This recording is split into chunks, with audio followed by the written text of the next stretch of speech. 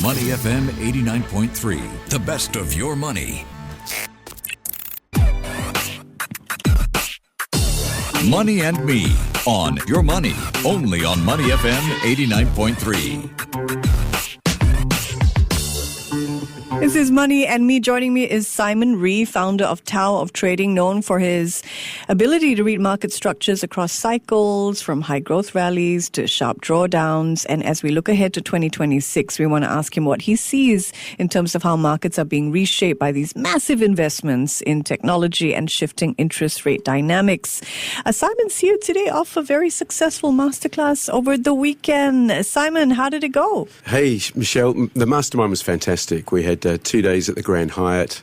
We covered a lot of ground. And yeah, I had a ball. I think everybody really enjoyed themselves. Fantastic. All right. So we want to tap a little of your brain and share it with our listeners as well this morning in terms of the U.S. market outlook for 2026. Simon, what is your base case? You say you're expecting another positive year? Yeah, my base case is we're in a late cycle bull market, albeit with fat tail risks. So I think we'll have another positive year in 2026, probably not as positive as 2023 to 2025, but I think we'll have more frequent sort of 8 to 12% pullbacks as well. And you're saying this from a general investor perspective, yeah? The 8 to 12% drawdowns. For long-term investors, does that still favor staying invested, or does that demand more selectivity?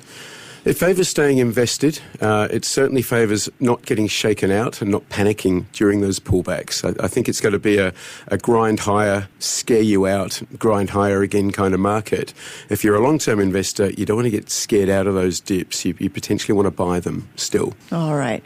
I was looking at a Financial Times report that notes that most economists are expecting a quarter-point rate cut soon, even though there's internal disagreement at the Fed over slowing growth, sticky inflation, what should guide policy.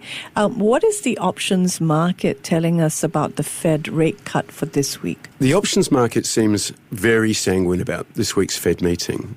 We saw volatility really shrink last week. The VIX dropped 15%. And usually you see volatility pick up around events like an FOMC meeting. We're not seeing that this time, which would indicate the options market is very comfortable with the idea that we get a rate cut and the market breezes through. All right. Now, in terms of support for 2026, you say another positive year. Stocks just keep grinding higher despite the pullbacks and all the skepticism over AI. So what does this tell us about the bull market and what could be supporting the market in 2026? So there are a few important factors. One of them is the fact that we're in a bull market. All right, don't fight the tape. The trend is still up. So we're in a bull market. I think it is a late stage bull. But we're in a bull market with a very strong narrative, and that is AI. All right. Now, market skepticism is starting to grow towards AI, but the market still wants to believe. It's still reacting very positively to good news on that front. And generally, bull markets with a strong theme, a strong narrative, tend to push on a lot further than would seem logical. We've got a Fed chair transition coming. Powell will be out by May, and you would expect the new Fed chair will be a dove, given who's doing the appointing. All right. Trump has made it very clear he wants much lower rates. We've also got the administration is taking a very generous fiscal approach. You know, there's talk of $2,000 stimmy checks hitting bank accounts next year. So you've got a combination of fiscal easing, monetary easing, that loosens financial conditions, and that's generally a pretty big tailwind for stock markets and asset prices. It's also potentially not great news for inflation, but in terms of stock market still loves a rate cut. Stock market seems to love all things that have to do with AI as well. We're seeing extraordinary spending on AI, these data centers and automation. For mainstream investors, does this feel like an already crowded trade? It is a crowded trade. There are 9 companies in the US now that have a market capitalization greater than $1 trillion. 8 of them are tech stocks. Right? Berkshire Hathaway is the only exception.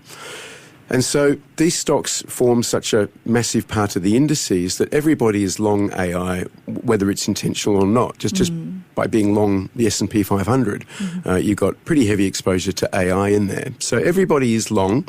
which is a large part of the reason why the market wants to believe. But, I'm watching this Google Gemini story with interest. So Google have got a free LLM called Gemini, and the latest version of that has beaten ChatGPT 5.1 on a number of benchmarks. So that the free version of Gemini has outperformed the paid version of ChatGPT.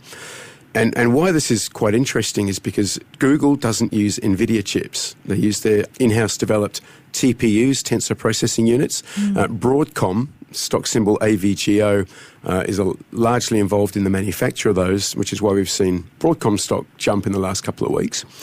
But if Google can just capture market share by offering the best product for free, they really could drive some horrendous price competition for their competitors.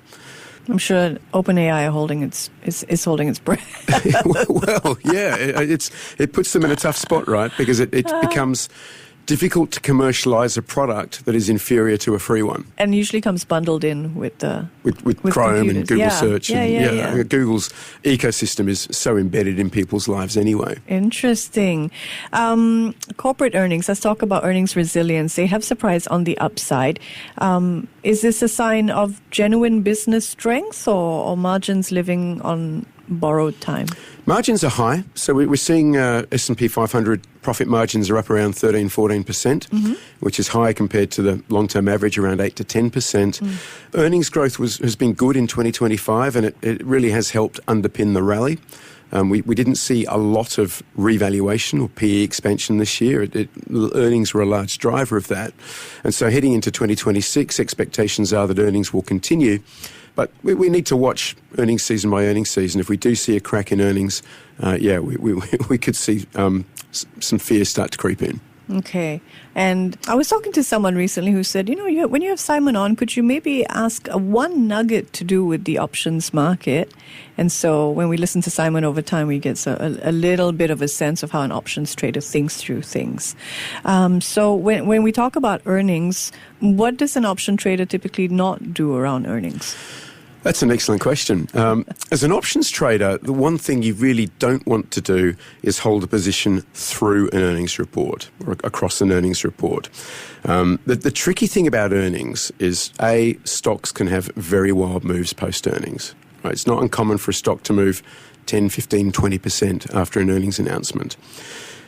The second tricky thing is that you don't know which way the stock is going to move, all right? Even if the stock beats earnings, they can have a massive beat, but their outlook is less rosy than the market expected, the stock will get sold off aggressively, all right? So holding through earnings is a little bit like game of roulette. You just don't know whether it's going to come up red or black. But from an options trading perspective in particular, what happens after a company announces earnings is the implied volatility gets sucked out of the market. Right, we call it the IV crush. And there are very few certainties in trading, but the IV crush is about as close to a certainty as you can get. All right, and if you're holding options through earnings into that IV crush, that's a massive headwind for the value of your options. So we always want to exit positions before an earnings result. There you go. IV crush. There's your options term for the day. And if you'd like to find out more, of course, you can pick up Simon's book. It's at the National Library. I checked it out. The Tao of Trading. That's right. It's on our bookshelves at the National Library, where you can borrow it for free. Or you can check out Simon's course, The Tao of Trading. Okay, his community, I should say. All right, let's get back to our outlook for 2026 with Simon Ree. There's still plenty of skepticism around this rally. So what do you think? Are you seeing bearish sentiment as a positive? Does disbelief actually help markets climb higher? Usually. What we saw last week was the CNN Fear and Greed Index was in extreme fear. That is something you don't normally see when the market is within 2% of all-time highs. It's extremely uncommon. What it usually signals is a market that's underinvested. Right? It signals a market where people are underpositioned, yet they don't believe the rally, they're sceptical, but generally what happens is dips keep getting bought in that environment. Now, if we see a real crack in market internals, okay, if breadth starts to drop off a cliff, if credit spreads start to widen, that could mean that the fear is justified. So those are things that I'm watching this week. But my expectation is that's going to turn out to be a bullish signal. Can you walk us through what's going through your mind in terms of key risks that could disrupt the 2026 story? Yeah, so I think I think the AI story is going to be a major source of volatility because the market's skepticism is starting to grow. And I mean, we know that just by looking at the Oracle stock price. Okay, Oracle had a massive 35% one-day rally after announcing massive orders, over $300 billion worth of orders, AI-related. It's since given back all of those gains and then some. So I think Oracle is quite a good barometer for the market's enthusiasm about AI capex spend. Now, forecasts are AI capex spend in 2026 will be around $1 trillion. That's real money. Yeah. If that doesn't come to fruition, it potentially puts a bit of a dent in GDP as well. Okay. Let's talk about the big tech companies now spending more aggressively than before. Does that fundamentally change how safe megacaps are, in your view? It does increase their risk profile. You see, all of these companies, whether it's Google or Amazon or Uber or Facebook, Meta, they all grew by kind of giving away their product in order to build market share, all right? But that's quite easy to do when you're running a software business. You're running a software business, you can go from 1,000 customers to 100,000 customers to 1 million customers, and your costs don't scale linearly, all right? It's a very leveraged business. What's happening now, though, is that these companies are no longer capex light. They're spending hundreds of billions of dollars a year on AI data centers and NVIDIA GPUs. So it does increase the risk profile of that strategy, giving a product away when you've got massive capex backing it up and the product's still unprofitable. Yeah. Let's talk more about risks and inflation in particular. If inflation re-emerges because of fiscal or trade policy shifts, which parts of the market would be most vulnerable, Simon? So if we see a recurrence in inflation, I think that tech would be quite vulnerable in that environment. Usually when inflation picks up, economic volatility increases, financial market volatility increases, and when that happens, PEs tend to shrink, valuations get depressed, and the sectors of the market that have got the highest valuations, it's generally tech. Okay. Would you be thinking the same way in terms of major tariffs if they return because of political pathways? Which sectors might be hardest hit in your book? Yeah, again, if the Supreme Court rules the Trump tariffs or the IEEPA tariffs as illegal, I think we're going to see a real surge in policy uncertainty. And I think the market will have a knee-jerk reaction. But yeah, it'll be generally stocks with the highest valuations that get hit the hardest. I don't think that would be the end of the market or cause a big bear market or anything like that, because obviously the administration do have other avenues that they could pursue to reinstate the tariffs. But that would take some time and it would cause a lot of uncertainty. Markets hate uncertainty. So I do think we'd see a fairly large short-term knee-jerk reaction. What would you say in terms of closing thoughts for long-term investors and how they could think through 2026? And then later I'll ask you what you think 2026 means for option investors. So I think 2026 for long-term investors, it should be another positive year, but it will probably feel different from last year. Now, last year we had that big shakeout in April. I wouldn't be surprised if we have 2 or 3 or 4 April-type events next year. Okay, and so for the option investor who is looking to, I suppose, position around volatility, what would you say to that group? So I would say trend following is still key, and the big trend is still up, but employing tactical hedges will be even more important this year, and just keeping an eye on sector rotation. What often happens in the late cycle of a market, institutions, big money, they don't want to. They're only going to dump the stock market as an absolute last resort to meet redemptions and that sort of thing. So what they'll do is employ aggressive sector rotation. So keep an eye on sectors that are kind of beaten up, and if you see signs of accumulation there, that they could kind of be the next thing to run. But I think we're going to see more aggressive sector rotation next year as well. All right. Well, always fabulous to speak with you, Simon. Thank you for coming by. My pleasure, Michelle. He's the founder of the Tao of Trading, and it's a great book as well. Check him out at taoftrading.com, right? Simon Reeve there. I'm Michelle Martin. Thanks for joining us here on Money and Me. The news is next. Before acting on the information on Money FM, please consider if it's suitable for your own investment objectives, financial situation, and risk tolerance. To listen to more great interviews, download our podcasts at moneyfm893.sg